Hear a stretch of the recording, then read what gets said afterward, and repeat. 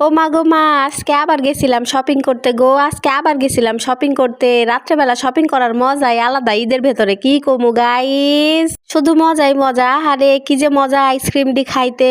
ইফতারির পরে আসলে আইসক্রিম খাইলে যে কি মজা লাগে সারাটা দিন পরে। হ্যালো, আসসালামু আলাইকুম গাইস, কেমন আছেন গো আপনারা? আশা করছি ভালোই আছেন গাইস। তো এই যে আমি আপনাকে আপুমনি আবারও গেছিলাম ঘুরতে গো, শপিং করতে। হাতেরা দুইজন আমারে দেখে হাসতাছিল, আমি ভিডিও মেক করতেছিলাম, এই জন্য গো গাইস। যাই হোক, কিছু মনে করেন না আন্নেরা আবার। তো এই যে রাত্রেবেলা এরকম গাড়ি লইয়া এই যে বের হয়ে গেছিলাম আবার শপিং করবার গাইজ। ঈদের ভেতরে আপনারা তো জানেনই যে ঢাকার মধ্যে যারা ঈদে শপিং করে তারা সবাই রাত্রেবেলায় শপিং করে। রাত্রেবেলা প্রায় রাত 12টা-1টা পর্যন্ত আসলে মার্কেট খোলা থাকে। তো এই জন্য আমরা আসলে ইফতারির পরে প্রতিদিন আসলে শপিং করতে বের হয়ে যাই।